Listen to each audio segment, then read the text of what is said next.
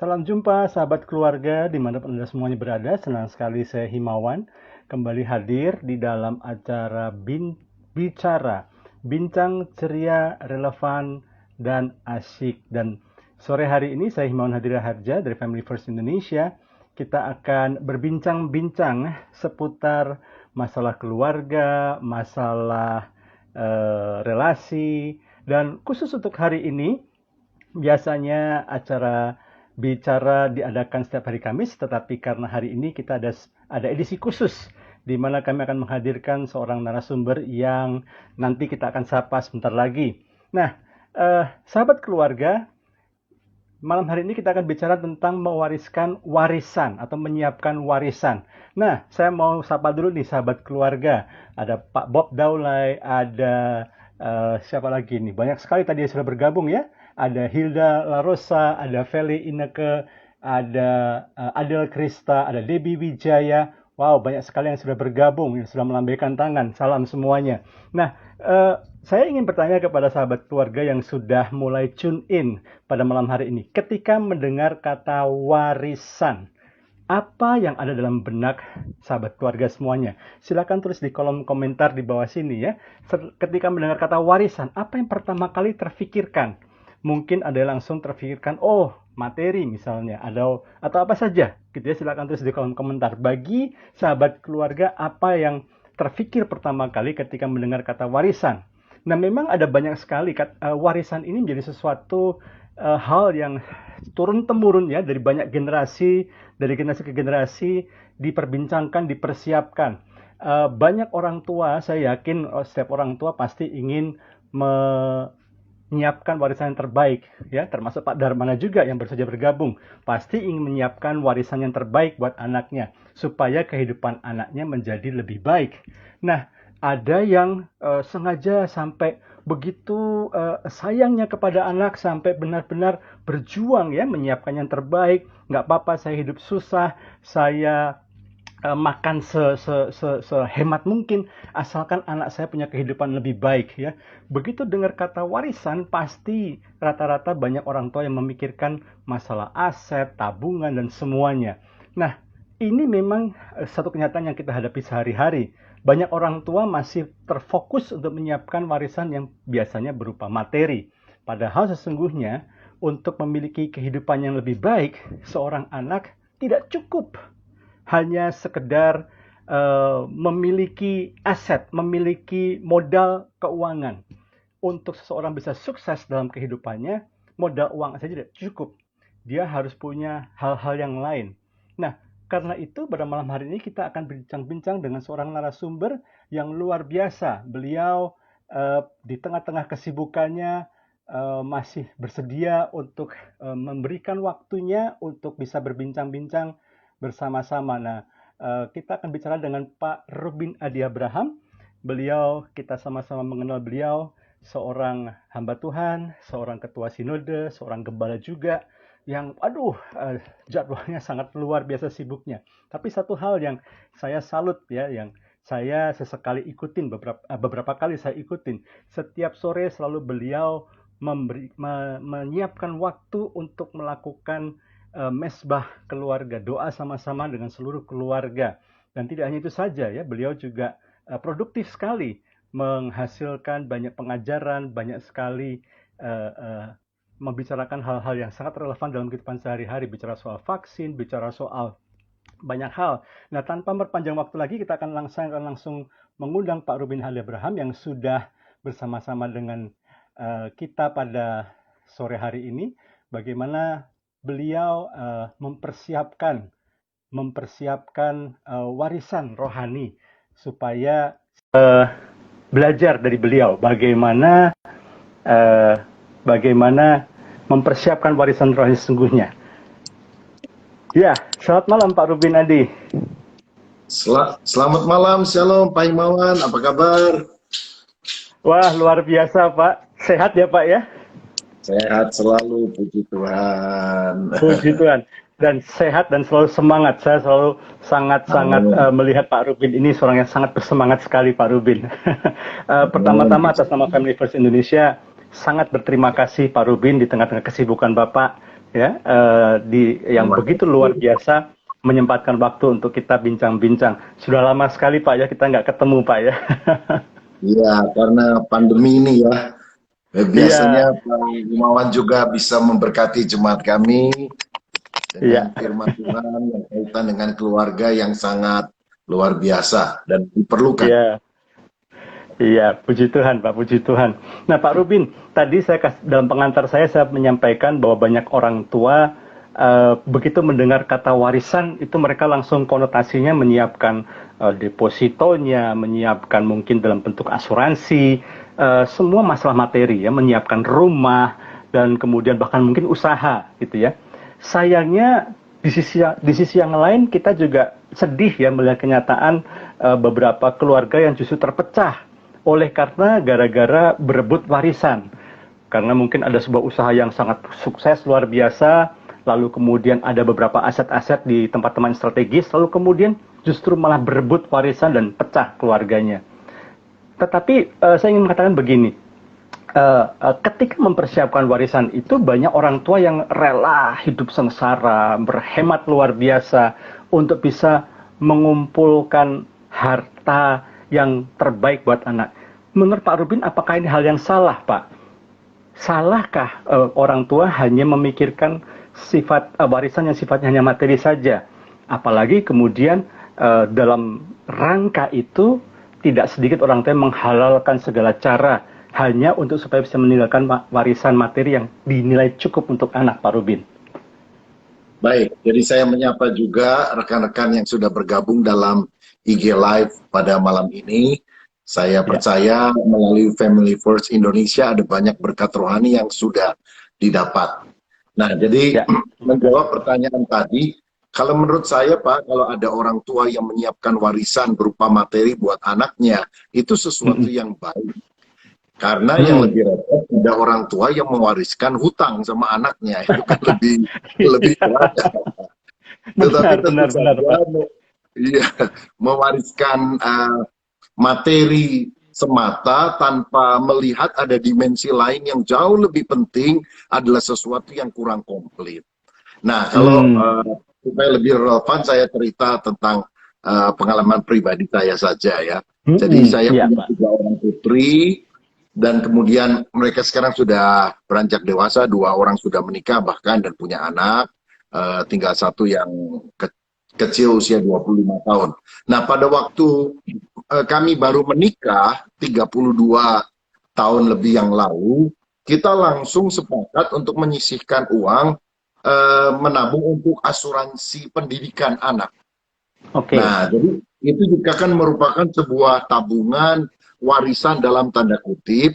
Ketika Ya. mereka akhirnya memang membutuhkan biaya untuk melanjutkan studi, maka Mhm. kita menggunakan uang tersebut. Jadi uang itu belum tentu, Mhm. warisan itu belum tentu nanti kalau kita sudah meninggal. Tetapi suatu Hmm. uang atau apapun yang kita bisa investasikan bagi mereka. Karena anak-anak sampai Oke. misalnya kuliah S2, kami, saya dan istri yang membiayai karena kita berpikir bahwa Hmm. itu merupakan sebuah aset, sebuah warisan, sebuah perlengkapan yang juga kita sebagai orang tua perlu lakukan kepada mereka. Dan Mhm. karena anak saya perempuan semua, tentu ketika mereka menikah kan biasanya ada perhiasan yang diberikan oleh orang tua. Jadi kita Ya. menabung juga untuk set perhiasan masing-masing untuk mereka begitu. Ya.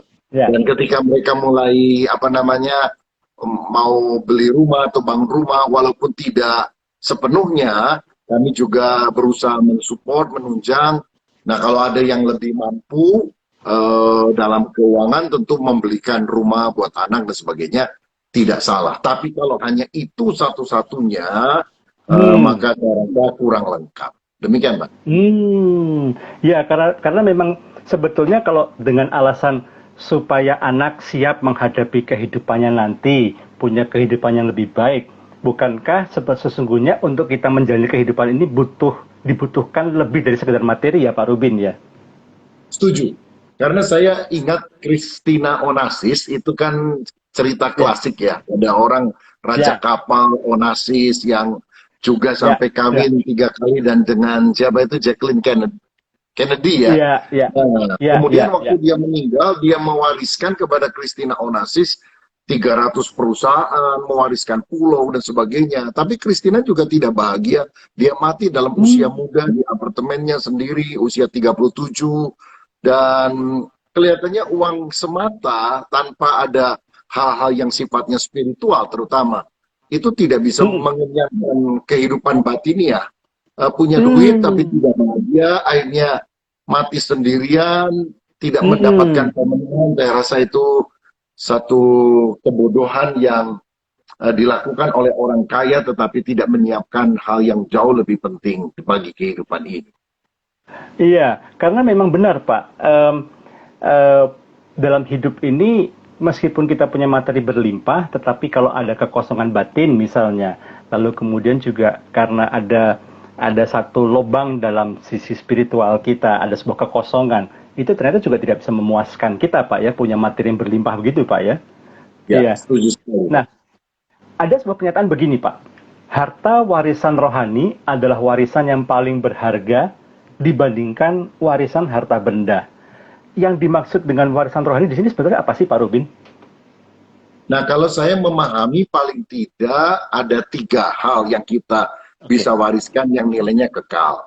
Tapi Ya, mungkin saya bahas untuk pertanyaan ini satu saja. Warisan ya. rohani yang saya yakini adalah iman yang kita bisa tularkan melalui kehidupan, keyakinan, dan keteladanan kita bagi anak-anak kita. Karena hal Hmm. spiritual ini sesuatu yang sangat penting dan itu akan menentukan kekekalan. Jadi kan kalau kita Oke. kasih uang, kitanya bisa mati, anaknya bisa mati, tapi Ya. setelah mati kemana? Nah, iman di dalam Kristus itulah yang merupakan hal yang paling penting karena setelah kita mati di dunia, itu akan menentukan kita ke sorga atau ke neraka. Karenanya saya dari sejak Ah. anak kecil, kira-kira usia 2 atau 3 tahun, Pak, saya sudah menginjili Hmm. mereka, anak pertama, kedua, Oh, ketiga, wow. pada usia yang sangat dini. Mungkin mereka belum terlalu tahu firman Tuhan yang gimana, tapi saya tuntun dengan beberapa praktis. Ya, saya bilang, Hmm. Tuhan itu sangat baik, dia menciptakan sorga, nanti kita tinggal di sana, jalannya dari emas, pintu gerbang dari mutiara. Wah, pokoknya kita cerita dengan versinya anak lah. Tapi kita nggak Ya, ya. bisa, dia bilang yang kedua, karena kita berdosa dan orang berdosa Hmm. harus masuk ke dalam hukuman di neraka. Nah, kamu kan Ya. berdosa juga nggak? Iya, suka bandel atau apa? Dia jawab begitu. Nah, ya, Ini ya, ya. ada kabar baik, Tuhan Yesus datang, mati di kayu salib untuk menyelamatkan kita. Kalau kita percaya, kamu selamat. Jadi saya akhiri dengan tantangan. Kamu mau percaya Yesus enggak? Oke, wow. Dia bilang mau. Ya. Jadi ayo ikuti papi berdoa. Dan saya mulai menuntun untuk dia anak 1, 2, dan 3 bergantian tentunya dalam tahun yang Ya, berbeda untuk menerima ya. Yesus. Dan Pak Imawan, saya tidak menyerahkan tugas ini kepada guru sekolah minggu. Ah, Sebab banyak menarik. Ya, sebab banyak orang tua berpikir, oh udahlah itu tugas guru sekolah minggu. Saya yakin bahwa seorang pria, seorang suami, seorang bapak adalah imam di dalam keluarga. Dan Benar. percuma untuk dia bisa sukses dalam karirnya, bahkan bisa sukses dalam pelayanan. Kalau dia tidak memastikan bahwa seluruh keluarganya percaya kepada Yesus Kristus. Jadi saya Hmm. tidak menyerahkan tugas itu kepada guru sekolah minggu, tapi Hmm. saya tahu bahwa itu adalah tugas saya sebagai seorang bapak.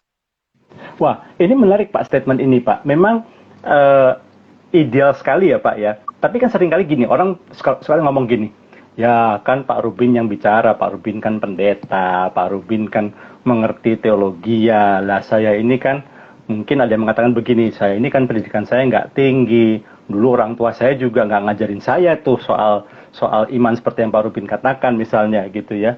Saya nggak tahu gimana caranya yang benar gimana. Saya pikir ya karena saya nggak tahu, apalagi dulu orang tua saya nggak ngajarin saya seperti itu, Ya udah, sama kan kita bangun rumah, kita subkontraktor kan, kita cari kontraktor, kita bangun rumah. Ya udah, saya cariin dia, saya cariin sekolah yang bagus, sekolah yang sekolah Kristen yang baik. Gereja juga saya cari, saya pelajari dulu nih, gereja yang mulai dari untuk anak-anaknya sampai untuk dewasa mudanya. Wah, ini bagus-bagus nih pengajarannya. Saya sengaja pilih ke situ supaya bisa mengkompensasi ketidaktahuan saya untuk hal, -hal seperti ini. Bagaimana Pak pandangan seperti ini Pak Rubin?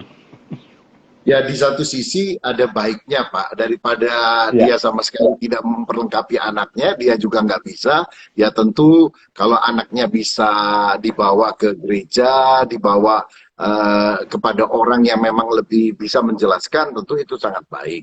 Tapi Ulangan Mm-mm. 6 itu mengajarkan bahwa tanggung jawab ini diberikan kepada orang tua, kepada ayah, dibantu oleh Hmm. ibu. Jadi tidak boleh kita semuanya itu diserahkan kepada pihak ketiga lah. Hmm. Seperti yang Bapak tadi katakan.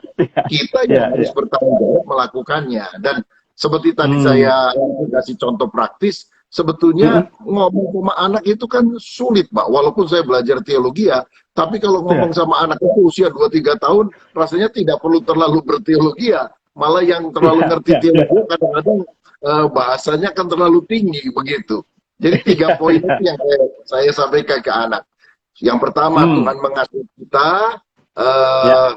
dan menyediakan yang terbaik. Yang kedua, kita tidak bisa menerimanya karena dosa. Tapi yang ketiga, Tuhan Yesus sudah datang untuk menyelamatkan kita, menggantikan segala dosa kita. Baru terakhir endingnya, apakah kamu mau percaya kepada Yesus? Dan ditutup dengan doa mengundang Yesus masuk ke dalam hati. Sesuatu yang sangat simpel yang saya rasa Ya, tidak ya. perlu belajar teologi ya. Benar, benar sekali Pak. Karena ini memang beberapa kali saya berkesempatan, saya dan istri juga mendampingi beberapa pasangan. Mereka juga mengucapkan hal yang sama. Dulu orang tua saya nggak ngajarin seperti itu dan saya nggak tahu caranya dan saya takut salah. Iya, iya mungkin mereka bisa mengatakan 10.000 alasan lah yang masuk akal. Tetapi saya ditangkap poinnya Pak Rubin gitu bahwa untuk menyiapkan warisan rohani dimulai dari warisan iman itu tidak perlu kita terlalu canggih pengetahuan kita tentang kekristenan, tidak perlu kita menggunakan bahasa yang terlalu tinggi, tapi dengan bahasa yang sederhana. Oh ini menarik sekali Pak. Nah sebetulnya Pak, apa yang menjadi faktor yang paling penting sebetulnya Pak dalam persiapkan warisan rohani ini? Apakah kontennya, maksudnya adalah pengajarannya, prinsip-prinsipnya, atau cara mengajarkannya, atau mungkin ada hal lain lagi yang menurut Pak Robin lebih penting untuk kita perhatikan yang akan menentukan keberhasilan dalam saat kita mempersiapkan warisan rohani untuk anak-anak, Pak. Saya rasa memang semuanya penting, Pak. Jadi Hmm. kontennya, materi yaitu firman Tuhan sangat penting. Ya, Kemudian cara menyajikannya juga sangat penting. Tapi yang paling ya. penting adalah keteladanan. Sebab kita tahu Ah, bahwa anak itu bukan pendengar yang baik, tapi dia adalah peniru yang baik, toh. Jadi dia akan setuju. meneladani apa yang dilakukan oleh kita sebagai orang tuanya.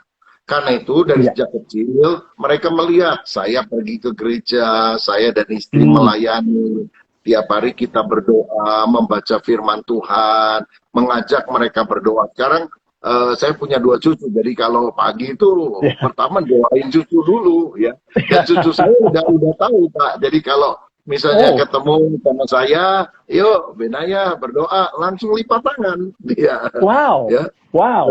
Dan setelah itu kita doakan haleluya, langsung dia jawab min gitu Min. ya.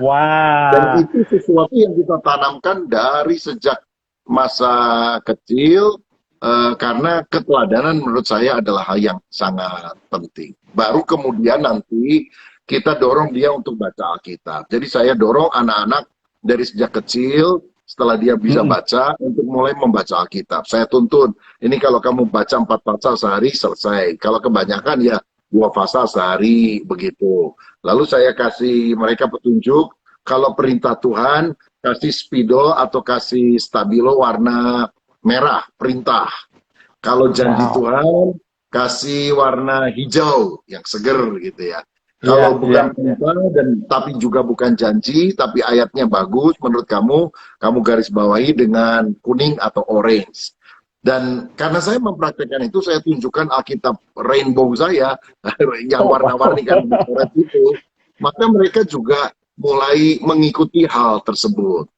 Nah, itu Iya, iya, iya. menurut saya adalah keteladanan yang harus kita wariskan melalui contoh buat anak-anak. Wah, ini menarik, Pak. Ini menarik nih soal keteladanan ini, Pak. Saya memang sudah apa ya, mengharapkan Pak Rubin menyinggung masalah ini. Karena begini, Pak, salah satu kendala dari para orang tua mempersiapkan warisan iman ini, tantangannya adalah mereka tuh merasa begini, mereka ngomong anaknya begini, papa mama nih udah terlanjur salah didik, kita tuh juga telat jadi orang Kristennya gitu ya. Papa mama juga banyak salahnya, apalagi kamu lihat sendiri kan, kami sering berantem, suka marahin kamu juga, masih suka pukul kamu. Sudahlah, kami ini udah berumur seperti ini, sulit untuk berubah. Kamu jangan lihat papa mama gitu ya, jangan jadi teladan. Contoh tuh gurumu di sekolah, contoh tuh guru sekolah minggumu atau pemimpin kaum mudamu di gereja gitu ya. Nah, kalau seandainya ada orang tua yang sudah merasa apa ya Pak ya, sudah merasa kurang pede Pak ya, karena merasa sudah terlalu banyak dosa gitu. Apakah memang mereka, saya nggak mau bilang boleh nggak boleh sih, tapi apakah mereka bisa mengkompensasi dengan hal yang lain agar anak mereka tetap bisa mempersiapkan warisan iman yang baik kepada anak, buat anak Pak gitu Pak. Saya mungkin kasih dua contoh praktis, Pak. Ada jemaat Ya, yang kami layani dan sekarang ya. jadi pengurus jemaat. Yang pertama, suaminya ini ya, adalah seorang penjudi selama Oh, 30 oke. tahun. Dan keluarga Wow. hancur-hancuran secara ekonomi dan Hmm. sebagainya. Tapi saya lihat Hmm. istrinya itu seorang pendoa yang luar biasa. Ya, punya Hmm. kesabaran yang luar Hmm. biasa. Sampai akhirnya suaminya bertobat. Nah, setelah suaminya Hmm. bertobat, dia melihat anak-anaknya itu kan seperti tidak terarah selama ini. Tapi Hmm. pertobatan itu sungguh-sungguh dia mulai cari Tuhan, cinta Tuhan. Dan sekarang saya melihat mereka setidaknya seminggu sekali mesbah doa keluarga, walaupun anak-anak sudah kawin, sudah punya anak, rumah beda, kumpul. Dan mereka Hmm. menjadi teladan. Jadi intinya, Oh. tidak ada kata terlambat. Uh, Pertobatan itu akan mengubah. Nah, satu pengurus lagi juga sama. Dia cerita anak-anaknya juga kan di jemaat kami cerita, aduh papa saya itu galaknya luar biasa, Hmm. ya keras, suka pukul dan sebagainya. Dan uh, bapak ini bilang dulu anak-anak saya itu lebih seneng saya itu ada di luar rumah. Karena kalau saya Oh. pulang tuh ngamuk dan sebagainya. Tapi satu kali dia sungguh-sungguh bertobat, saya baptiskan juga Pak, dan hidupnya berubah sekali. Jadi menjadi lebih lemah Wow. lembut, mengadakan mesbah doa keluarga, dan anak-anaknya ngomong, sekarang justru kami menantikan papa ada di rumah. Kami senang papa Wow. ada di rumah. Jadi kuncinya menurut saya, tidak bukan hanya cuma lempar ke orang ya, tiru sana, Ya, ya, ya, belajar ya, dari ya, ya. sana. Walaupun sekali lagi belajar dari orang lain itu suatu yang baik daripada tidak sama sekali.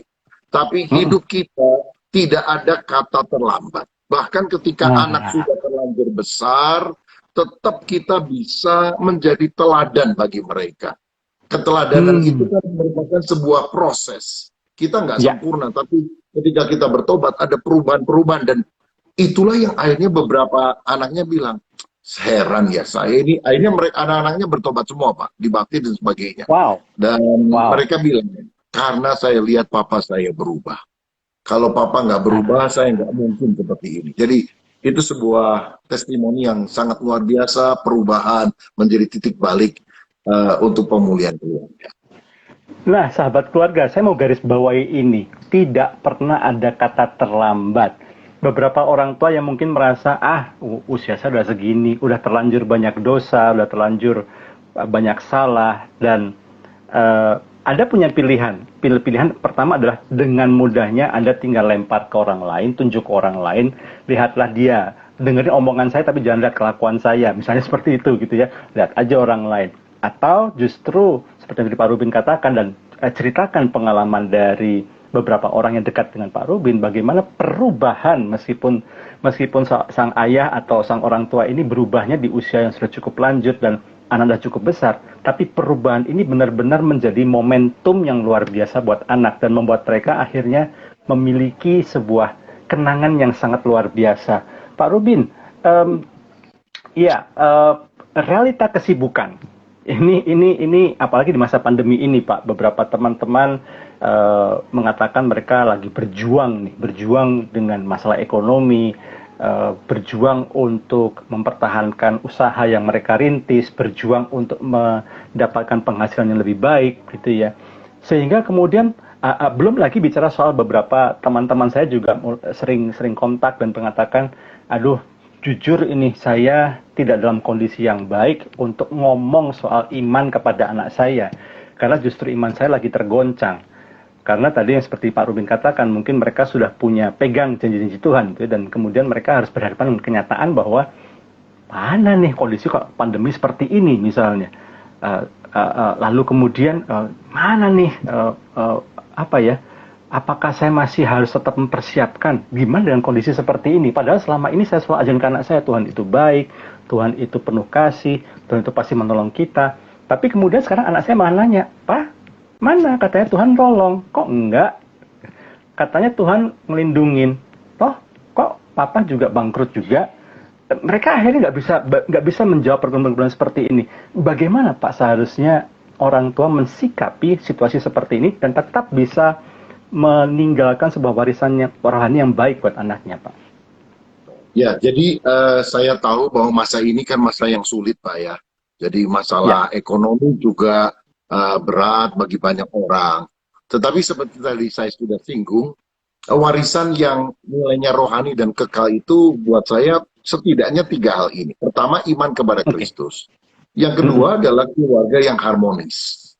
Sebab seorang anak itu alangkah baiknya kalau seorang anak bisa berkata, bahkan ketika orang tuanya sudah meninggal, mungkin ayah dan ibu saya bukan orang kaya, mereka tidak meninggalkan warisan harta yang banyak atau berarti untuk saya, tapi saya melihat mereka hidup sampai masa tuanya, sampai meninggal, mereka tetap sehati, mereka tidak bercerai, mereka sungguh-sungguh menjadi teladan buat kami. Dan cucu juga kalau dia punya opa-oma yang tetap mempertahankan bahtera pernikahan walaupun tidak sempurna, tapi mereka terus mengisi, itu merupakan sebuah warisan yang sangat berharga yang tidak ternilai. Keluarga yang harmonis. Yang ketiga baru nilai-nilai hidup, Pak. Nah, nilai hidup itu kan keuletan. Jadi memang kondisi ekonomi bisa sulit, tapi kita lihat seorang ayah itu bisa meninggalkan teladan keuletan, nggak cuma senang saja. Anak justru melihat ketika ayahnya sedang susah gimana, dia tinggalin Tuhan, dia nggak mau ke gereja, dia marah-marah, atau dia makin setia kepada Tuhan. Karena kita tentu mengharapkan anak atau keturunan kita satu kali akan hidupnya smooth, tapi mana ada hidup semacam itu. Justru betul. Pelajaran yang sangat berharga itu kalau saya pikirkan adalah ketika masa sulit datang. Dan saat-saat semacam ini adalah saat memberikan teladan yang sangat baik bagi anak-anak. Begitu, Pak. Setuju, Pak. Setuju sekali. Jadi memang sudah waktunya kita juga mulai memberikan penekanan nilai hidup yang benar ya, bahwa hidup itu tidak selalu smooth, hidup tidak selalu apa yang kita inginkan pasti kita dapat, tidak selalu bahwa bentuk Tuhan mengasihi kita tuh berarti hidup kita tuh lancar, kita gak kaya, kita tetap disukain teman, hidup kita baik-baik aja. Bukan itu tanda kita diberkati Tuhan, tetapi justru kita diuji di masa-masa seperti ini, iman kita diuji di masa-masa seperti ini dalam ketekunan, tetap beriman, tetap percaya pada Tuhan, tetap beribadah dengan tekun. Saya kira itu juga sebuah nilai yang baik sekali buat anak-anak kita. Nah, Pak, ada satu pertanyaan juga yang dari sahabat keluarga yang menanyakan juga, Pak. Kapan waktu yang terbaik untuk memulai kita mempersiapkan warisan iman atau warisan rohani ini kepada anak-anak kita, Pak? Ya tentu jawabannya adalah sedini mungkin. Cuma kadang-kadang banyak orang kan terlambat memulainya, gitu. Tapi seperti tadi dikatakan bahwa tidak ada kata terlambat ketika kita mau bertobat. Bertobat kan dalam bahasa Yunani metanoia, perubahan pola pikir. Jadi ketika kita sadar saya salah, lalu kita mulai berpikir, nggak apa-apa, saya sudah, kalau lomba lari itu kalah start, yang lain udah lari, kita belum. Tapi kita minta Roh Kudus mengurapi supaya kita bisa maju terus. Nah, kenapa masa kanak-kanak? Karena begini, kita tahu bahwa seorang anak itu memiliki 3 sikap yang bisa berbeda terhadap orang tuanya dari sudut dimensi waktu. Yang pertama, pada waktu anak itu masih kecil, dia akan selalu melihat ayah ibunya itu seperti Tuhan. Atau setidaknya seperti Superman. Apa saja selalu dianggap orang tuanya lebih hebat. Mana yang lebih cantik, misalnya Mama sama Barbie, Mama. Mana yang lebih kuat itu atau Superman, Papa. Jadi apa saja yang disampaikan orang tua akan diterima. Tapi ketika masuk masa remaja, seorang anak itu selalu memandang orang tuanya seperti setan. Jadi dia akan lihat, saya main sama temen nggak boleh, pulang lebih dari jam 9 atau 10 malam dimarahin, mau ini itu dicereweti, pokoknya dia kesel. Nah, masa-masa itu kan sulit ketika kita tidak memiliki tabungan emosi yang telah ada di dalam hati anak bahwa kita sungguh mengasihi. Ini akan menjadi gejolak yang luar biasa. Orang tua yang mengasihi anak saja, masa remaja itu bisa mengalami pergolakan, apalagi yang tidak menanamkan nilai-nilai luhur ini. Tetapi saat semacam itu, waktu remaja, kita nggak bisa marah-marah, maki-maki, apalagi pukul. Tapi kita harus berdialog. Dan di sini rumusnya adalah kita nggak bisa mengharapkan anak memikirkan seperti kita. Anak belum pernah jadi orang tua, tapi orang tua pernah jadi anak. Jadi kita yang harus menurunkan derajatnya, lalu ngajak anak ngobrol, sampai ketika dia bisa menangkap itu, dia akan masuk fase ketiga. Dia akan memandang orang tua bukan seperti Tuhan, bukan seperti setan, tapi seperti manusia. Manusia yang ada kelebihannya, tapi juga ada kekurangannya, bisa menerima kita apa adanya. Jadi setiap musim kehidupan, setiap stage kehidupan, ya dijalani saja. Jadi tidak perlu ada kata menyesal, aduh idealnya demikian. Wah, kalau saya tahu dari dulu percakapan antara Pak Himawan dan Pak Robin gitu ya malam ini, wah saya tentu akan lebih gimana. Tidak perlu ada penyesalan. Karena di dalam Tuhan selalu ada pemulihan dan jalan keluar. Amin. Wah, luar biasa Pak. Ini sangat luar biasa. Malam hari ini saya yakin setiap sahabat keluarga mengikuti bincang-bincang kita seperti mendapatkan satu inspirasi yang baru atau diingatkan kembali. Pak, ini ada beberapa pertanyaan gitu ya Pak. Saya pilih beberapa saja. Ini Pak, mengenai tadi Pak Rumin katakan bahwa warisan itu ada warisan iman, kemudian keluarga yang bahagia, dan kemudian yang ketiga tadi nilai-nilai. Nah, mengenai masalah warisan nomor 2 ini Pak, bagaimana mempersiapkan atau meninggalkan warisan nomor 2 ini kalau sayangnya pada kenyataannya saat ini mungkin beberapa pasangan sudah terlanjur berpisah, memutuskan untuk berpisah. Mungkin karena dulu belum sungguh-sungguh dalam Tuhan, terlanjur berpisah, dan kemudian sekarang baru sungguh-sungguh dalam Tuhan. Lalu apakah memang masih bisa Pak meninggalkan warisan berupa keluarga yang bahagia atau pernikahan yang kuat Pak? Ya, memang nasi sudah jadi bubur, tetapi buburnya jangan dibuang, bikinlah bubur ayam atau tambah kerupuk dan sebagainya kan begitu. Jadi intinya menurut saya tidak perlu menyesali keadaan kenapa saya nggak ideal, karena harapan kita ideal, tapi kenyataannya kan tidak seperti itu. Yang penting apapun yang bisa kita lakukan sebagai bagian kita untuk mewariskan nilai-nilai rohani, itu yang kita lakukan. Mungkin sebagai single parent atau apapun, mungkin bahkan sampai kemarin atau sampai hari ini kita masih berdosa, tapi malam ini kita bisa mengambil keputusan, saya mau bertobat, saya mau berubah, saya mau memperbaiki diri, dan itu akan jauh lebih baik daripada kita tidak mau berubah dan berkata, udah terlanjur, udah biarin saja. Jadi dalam Kristus selalu ada harapan, ada pemulihan. Karena Pak, menurut saya hidup itu sebetulnya mewarisi dan mewariskan. Kita itu ini menarik nih Pak. Apa yang telah diteladankan, diajarkan oleh orang tua kita, baik atau buruk, itu kita akan mewarisi. Nah, tetapi kemudian kita akan mewariskan kepada generasi yang akan datang. Kita ini seperti pelari estafet yang ada di tengah. Yang awal sudah lari, kita sekarang yang kedua, yang akan memberikan tongkatnya kepada yang ketiga. Nah, tentu ketika kita mewarisi hal yang buruk, kita sekarang mulai ada filter pemikiran. Aduh, ada hal yang orang tua saya rasanya nggak baik untuk saya teruskan kepada anak-anak saya. Tapi sebaliknya, ada nilai-nilai yang bagus, ada keteladanan yang bagus orang tua. Wah, ini saya harus wariskan kepada anak saya. Jadi kalau kita tidak saling menyalahkan, oh orang tua saya begini, waduh masa saya model begini. Tapi dia berpijak dari apa yang ada, kita menerima warisan dan kita mau mewariskan hal-hal yang baik sama generasi yang akan datang. Saya yakin itu kehidupan yang sangat bermakna sekali dan jadi berkat bagi keluarga. Wow. Memang Pak, ini luar biasa sekali.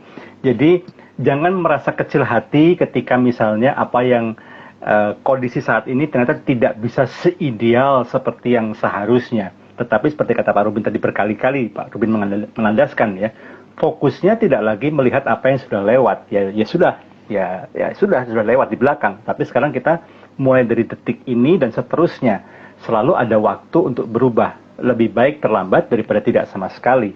Dan sudah pasti ketika perubahan itu kita mulai dari sekarang dan dimulai dari diri kita sendiri, anak itu akan melihat dan anak juga akan menghargai dan anak juga akan menganggap bahwa perubahan ini menjadi sebuah ingatan atau kenangan yang indah juga, yang menjadi sebuah pelajaran juga yang bernilai buat anak.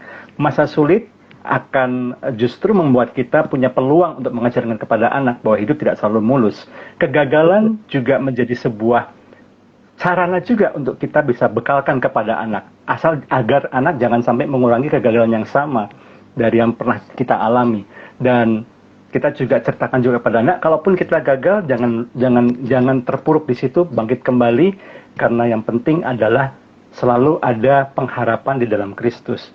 Wah Pak, saya kalau mau ngobrol dengan Pak Rubin bisa sampai jam 12 malam, kayaknya seru banget ini Pak.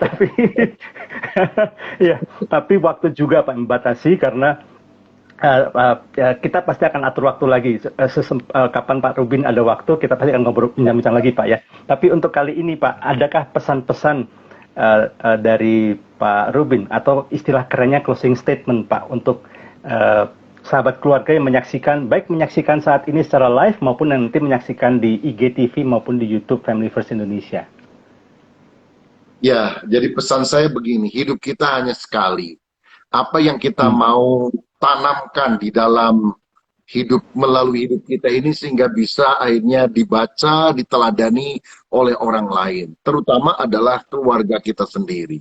Dan saya yakin iman di dalam Kristus, keluarga yang harmonis, dan juga nilai-nilai yang baik, itu adalah hal yang kita bisa tanamkan. Kita meninggalkan jejak yang dalam bagi orang-orang yang mengenal kita, khususnya keluarga kita, ketika kita punya iman yang teguh kepada Kristus, sehingga mereka akan terinspirasi untuk bertumbuh rohani.